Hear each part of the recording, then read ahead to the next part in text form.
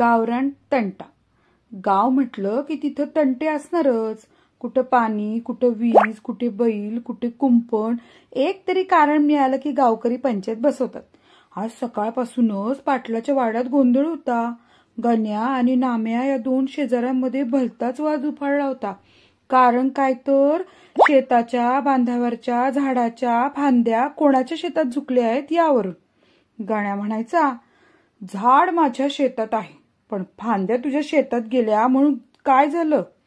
फळं पडली तर घे ना, एवढ्यावरून पंचायतीत का रडतोस?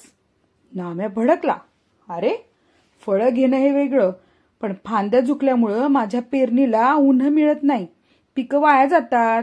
मला फळं नकोत, माझी पिकं वाचव. हे ऐकून गावातल्या बायकाही हसल्या. एक म्हणाली, दोघं शेजारी असून असं भांडताय जसं कुणी दिल्ली पुणे सीमेवर वाद लावलाय. गण्या आणि नाम्या दोघंही हट्टी होते म्हणून पंचायत बसवली.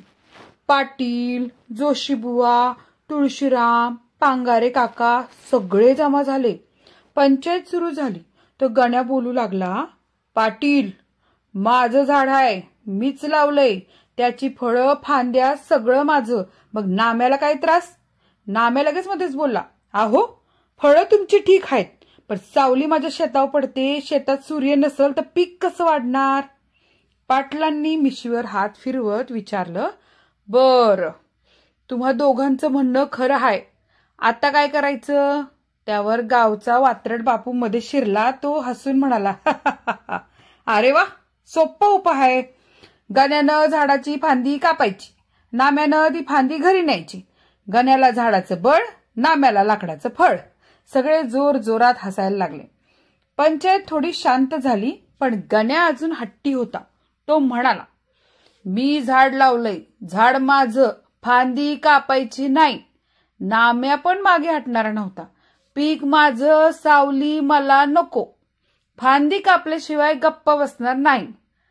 गावचा शहाणा जोशीबुवा उठला. तो हळुवारपणे म्हणाला, गण्या, नाम्या, तुम्ही दोघं शेतकरी एकाच मातीत पेरणी करता, एकाच विहिरीचं पाणी पिता, एकाच बैलगाडीत गुऱ्हाळाला जाता. फांदीतून फळं मिळतील, पण जर तुम्ही शत्रू झालात तर गावातली माणुसकी संपून जाईल. त्यांचं बोलणं सगळ्यांच्या मनाला भिडलं. पाटीलने शेवटचं ठरवलं, गण्या, तुझं झाड राहू दे, पण जी फांदी नाम्याच्या शेतावर जास्त झुकली आहे ती अर्धी काप, म्हणजे सावलीचा त्रास होणार नाही आणि झाडही टिकेल. गण्या नाम्या थोडे कुरकुरले, पण गावकऱ्यांच्या हशा टाळ्यांमध्ये दोघांनी एकमेकांना हात दिला. पंचायत संपली. लोक पांगली. बायकांनी घरी जाताना कुजबूज केली, माणसं किती उगीच भांडतात ना, झाडं सावली देतात पण माणसांना सावलीचा पण त्रास होतोय. नाम्या आणि गण्या दोघं घरी निघाले. बैलांच्या गळ्यातील घंटी वाजत होती आणि दुपारच्या उन्हातही गावातला गोंगाट जत्रेसारखा रंगून गेला होता.